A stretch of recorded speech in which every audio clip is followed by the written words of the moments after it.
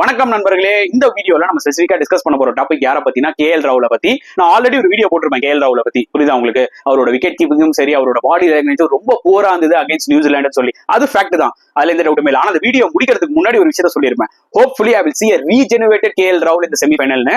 அதான் எக்ஸாக்ட்லி இந்த மேட்ச்ல காமிச்சாரு. அவரோட விக்கெட் கீப்பிங்கும் நல்லா இருந்தது அண்ட் பிஹைண்ட் த ஸ்டெம்ஸ் ரொம்ப பாசிட்டிவாவும் இருந்தாரு. அட் சேம் டைம் ஒரு குரூஷியல் நாக் வந்து விளையாடினார் இந்த 42 ரன்ஸ். அதாவது சிங்கிள்ஸ் தேவைப்படும் போது சிங்கிள்ஸும் ஆனாரு, பவுண்டரி சிக்ஸஸ் இருக்கும் போதும் தேவைப்படும் போதும் பாத்தீங்கன்னா ஏரி வந்து சிக்ஸா அடிச்சாரு. எஸ்பெஷலி இந்த கேம் அப்படி சிக்ஸ் அடிச்சு முடிச்சுட்டு அவர் ஒரு அக்ரெஷன் காமிச்சார்ல, அப்பவே கிளியரா தெரிஞ்சது நான் இப்ப ப்ரூவ் பண்ணி காமிக்கிறேன்டா யார் கேஎல் ராகுல் சொல்லிட்டு. அதை தாங்க நானும் சொல்லுவேன். கேஎல் ராகுல் கிட்ட வந்து பாத்தீங்கன்னா நிறைய டேலண்ட்ஸ் இருக்கு. அவரோட மைண்ட் செட் தான் ஒரு பிரச்சனை தவிர அவரோட ஸ்கில்லோ டெக்னிக்கோ என்னைக்குமே கிடையாது. இதை நான் எப்பயுமே சொல்லியிருப்பேன்.